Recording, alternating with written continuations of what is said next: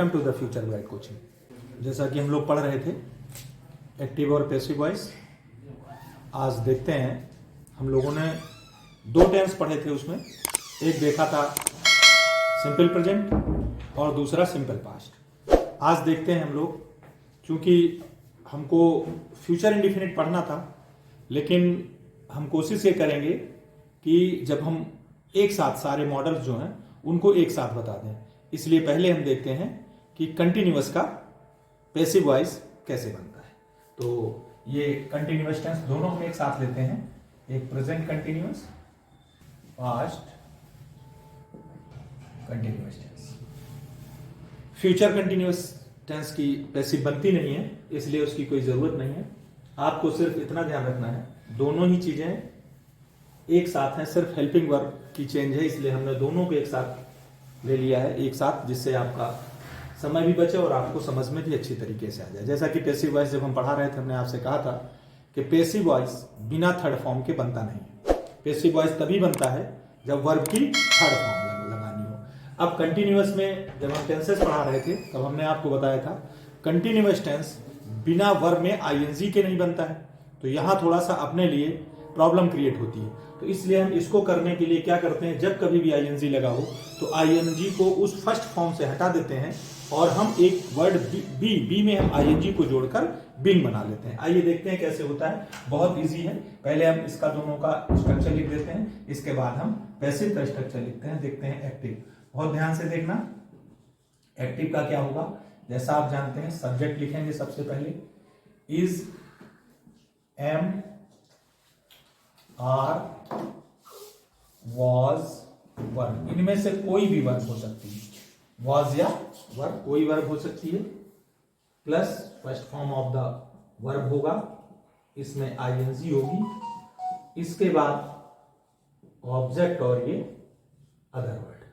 इस तरीके से एक्टिव वॉइस होगा। आप पैसिव देखते हैं, इसका पैसिव क्या होगा। पैसिव हो जाएगा सब्जेक्ट, ऑब्जेक्ट को कहां लाते हैं, सब्जेक्ट के स्थान पर।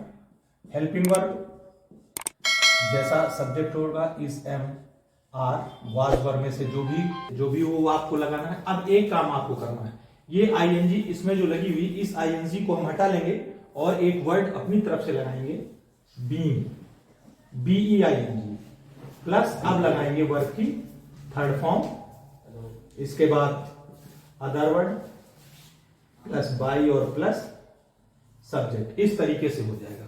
Object is, am, are, was verb जो भी हो, बीइंग वर्ब की third form, other word by से। अदर वर्ड आप बाद में भी लगा सकते हैं। अदर वर्ड्स का मतलब है जो ऑब्जेक्ट के अतिरिक्त जो चीजें आई हो उसको हम बाद में लगा देते हैं। जैसे अब देखते हैं करके एक सेंटेंस। जैसे आपने कहा कि he is teaching me, suppose that. ये एक्टिव सेंटेंस था।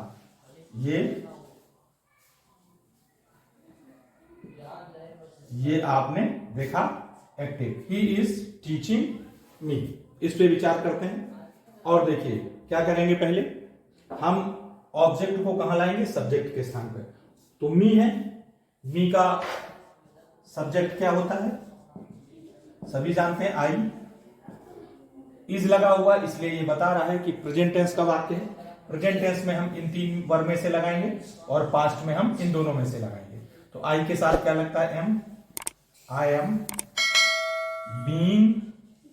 इसकी थर्ड फॉर्म क्या होती है, taught, I am being taught by him. He का ऑब्जेक्टिव केस क्या होता है, हिम। ओके, कोई प्रॉब्लम, कोई प्रॉब्लम नहीं। इजिली, बहुत आसानी के साथ, वही फंडामेंटल रूल, ऑब्जेक्ट को सब्जेक्ट के स्थान पे लाना है। सहायक क्रिया जरूर लगेगी, हेल्पिंग वर्ब जरूर लगेगी। Total in helping verb must compulsory for making the passive voice. तो ये हो गया। अगर हम इसको पास्ट में देखते हैं, देख पास्ट में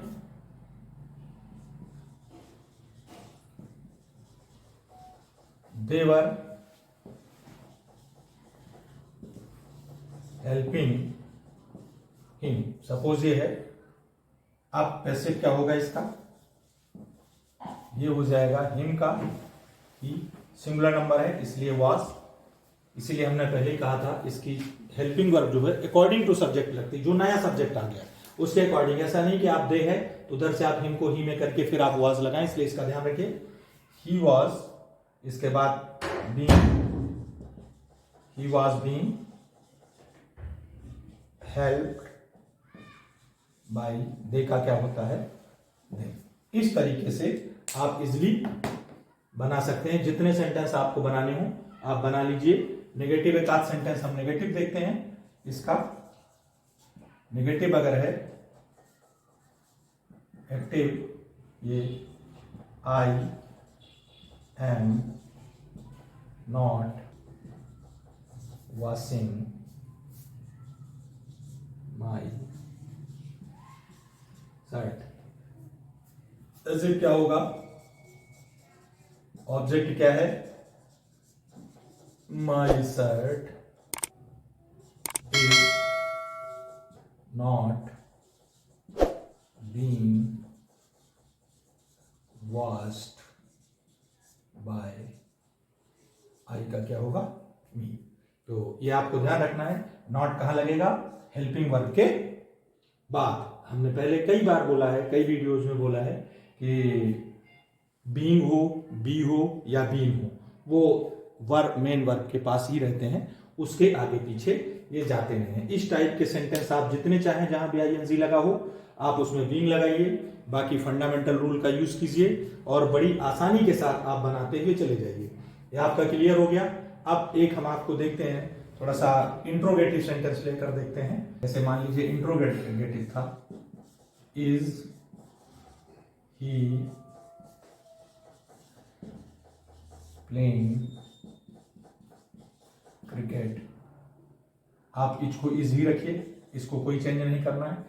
क्रिकेट को इधर ले आइए, इज क्रिकेट, इसके बाद बीइंग, फिर प्लेड बाय,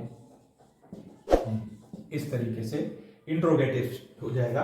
अब इस चूंकि क्रिकेट सिंगुलर नंबर था, अगर मान लीजिए उधर से ऑब्जेक्ट को आप इधर लाते हैं और वो ऑब्जेक्ट अगर प्लूरल हो जाता है तो आपको यहाँ पे प्लूरल नंबर की वर्ब लगानी होगी, इतना ध्यान रखना है। एक और देखते हैं हम,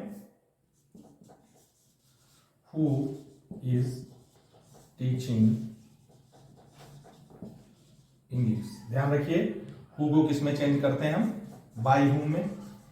हु को किस में चेंज करेंगे, बाय हूम में। याद रखना, हु हमेशा बाय हूम में, और बाय हूम के या किसी भी WH वर्ड के तुरंत बाद हेल्पिंग वर्ब को आपको लगाना है। तो बाय हूम इज, ऑब्जेक्ट क्या है इंग्लिश, फिर बीइंग, फिर इसके बाद third form of the verb being taught, question mark must compulsory, you have to use. Who को किस में चेंज करते हैं, बाय हूम में। एक और देख लेते हैं, बहुत वही इजी, कोई बात नहीं। व्हाट आर यू डूइंग, क्या हो जाएगा, ये हो जाएगा व्हाट, जैसा कि हमने बोला इसके तुरंत बाद helping verb, what is being done by. इस तरीके से ये पैसिव वॉइसेस के बन जाएंगे बड़े आसानी के साथ। कोई नहीं, बस हमारे साथ रहना है और आप देखेंगे कि आसानी के साथ आप इनको करने लगेंगे। बस एक बात जरूर ध्यान रखिए कि हम इसमें चूंकि थोड़ी थोड़ी देर में 7, 8, 10 मिनट में हम उतना नहीं बता पाते हैं।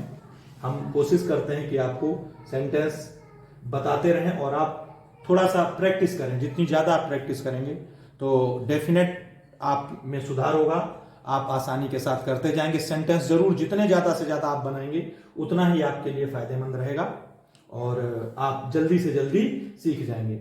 ये बता दिया, फ्यूचर कंटिन्यूअस की पैसिव बनती नहीं है, इसलिए आपको सिर्फ प्रेजेंट और पास्ट के ही इनका पैसिव बनानी है ऐसे सेंटेंस का। हाँ, कुछ एक बात जो पहले भी हमने बोली थी, अभी कुछ और हम आपको आज बता देते हैं कि एक सबसे बड़ी बात है कि हम हर जगह बाई लगा रहे हैं इसमें एजेंट के रूप में। ऐसा नहीं है, हम कई ऐसे ऑब्जेक्ट और वर्ब्स आएंगी जिनमें हम टू का यूज करेंगे, कुछ में हम विद का यूज करेंगे, कुछ में हम ऐड का करेंगे, कुछ में इन ऐसे प्रीपोजिशंस को एज एजेंट के रूप में यूज करेंगे। लेकिन इसके लिए जैसा कि हम पहले से वीडियो से कहते आ रहे हैं, पहले भी कहते थे कि इन चीजों को हम एक साथ बाद में ले लेते हैं, क्योंकि वो याद करने वाली चीज है, आपको याद ही करना, you have to learn them. That is why I only teach here the which is the fundamental things. जो उसकी मूल बात है उसको हम बताते हैं, जो उसमें एडिशन में लगता है उसको हम एक साथ वीडियो में बता देते हैं। और अगर आपने हमारे वीडियो को अब तक सब्सक्राइब नहीं किया है तो आप सब्सक्राइब करिए हमारे चैनल को, ये ज़रूरी है आपके लिए, क्योंकि हम एक एक चीज़ को बहुत ही रूट से लेकर लास्ट तक पढ़ाने की कोशिश कर रहे हैं।